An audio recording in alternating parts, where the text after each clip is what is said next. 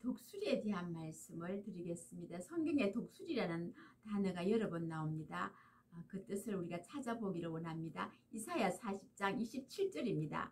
야곱아 내가 어찌하여 말하며 이스라엘아 내가 어찌하여 이르기를 내 사적은 여호와께 숨겨졌으며 원통한 것은 하나님에게서 수리하심을 받지 못한다 하느냐. 야곱은 아버지를 떠나 외삼촌 라반의 집에서 20년의 종살이를 하면서 밤낮 쉬지 않고 양을 칩니다. 야곱에게 하나님께서 복을 주셔서 외삼촌의 양이 많아지고 부자가 되었습니다. 그래도 외삼촌은 품삯을 10번이나 변역을 합니다. 야곱은 원통한 사정을 하나님이 돌아보지 아니하신다고 하나님께 기도합니다. 하나님께서 대답하시기를 이사야 40장 28절에서 31절로 말씀을 하십니다.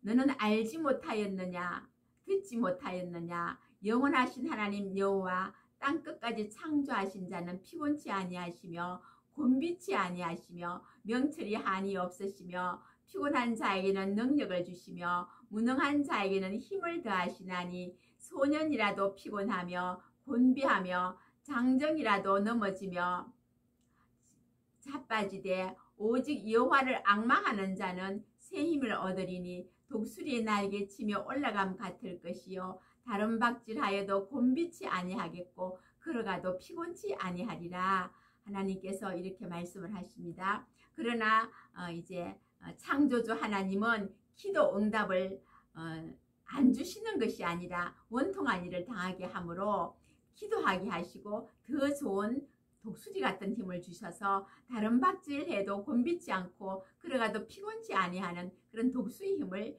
주십니다. 독수리의 힘을 받는 과정을 기록한 말씀을 보겠습니다. 욥기 39장 27절에서 28절 말씀입니다.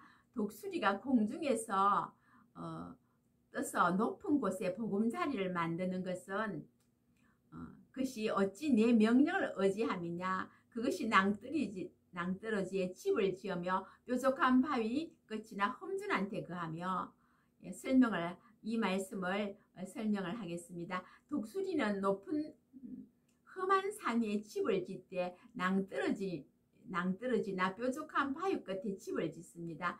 독수리는 새끼가 자라면 둥지를 어지럽히고 밀어냅니다. 그 새끼 독수리는 땅으로 떨어지면서 이제 죽는다고 생각을 했을 때에 어미 독수리가 이제 발아서 올라옵니다. 반복하여 떨어뜨립니다. 반복하면서 새끼는 날개에 힘을 얻고 공중을 힘있게 날아다닐 수 있는 어미 독수리가 되어지는 것이죠. 이것이 독수리 훈련입니다. 독수리 훈련을 하는 말씀을 신명기 32장 11절에 한번 읽어보겠습니다. 마치 독수리가 그 보금자리를 어지럽게 하며 그 새끼 위에 너풀거리며 그 날개를 펴서 새끼를 받으며 그 날개 위에 그것을 엎는 것 같이 독수리의 훈련으로 야곱을 훈련시켜 하나님의 모략을 이룰 사람을 동방에서 반드시 일으키십니다. 정령 독수리 같은 사람을 세우십니다. 이사야 46장 11절 말씀입니다.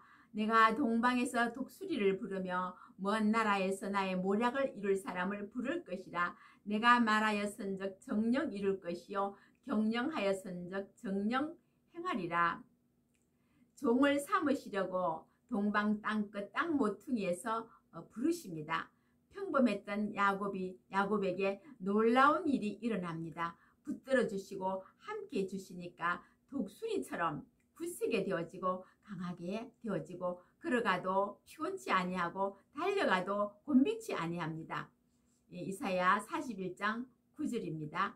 내가 땅 끝에서부터 너를 붙들며 땅 모퉁이에서부터 너를 부르고 내게 이르기를 너는 나의 종이라. 내가 너를 택하고 실어버리지 아니하였다 하였노라. 두려워 말라. 내가 너와 함께 함이니라. 놀라지 말라. 나는 내 하나님이 됨이니라. 내가 너를 굳세게 하리라. 참으로 너를 도와주리라. 참으로 나의 의로운 손으로 너를 붙들리라. 아멘. 이 말씀을 설명을 합니다. 한번 보겠습니다. 독수리와 같은 힘을 가진 자가 새 노래를 부릅니다. 새 노래는 계시록 14장에 보면 14만 4천만이 부를 수 있는 노래입니다. 이 사람들은 결국 독수리 같은 힘을 받고 14만 4천이 될 사람들이겠죠. 이 사람들은 하나님을 영화롭게 하는 자이며 하나님께 영광을 돌리는 자들입니다. 이때는 괴율자가 심히 많은 괴율 시대입니다. 이 괴율 시대에 독수리 같은 사람이 3년 반 동안 3대 화를 전합니다.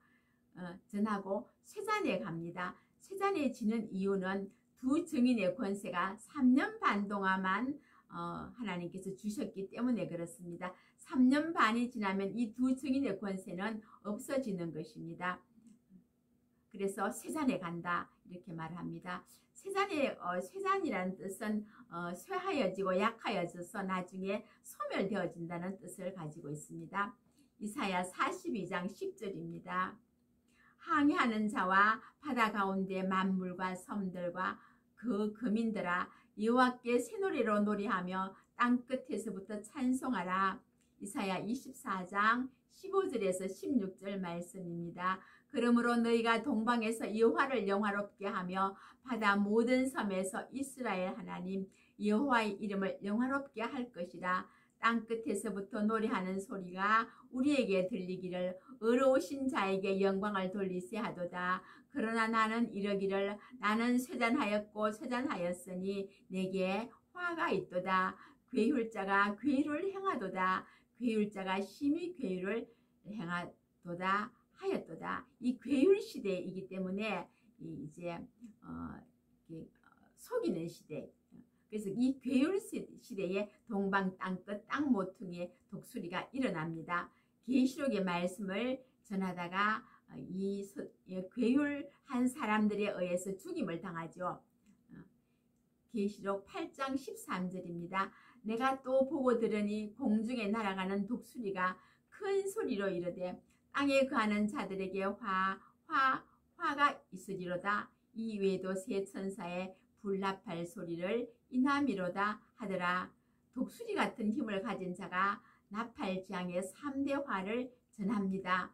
공중으로 들림을 받고 올라가면 공중에 있던 용이 땅으로 쫓겨 내려옵니다.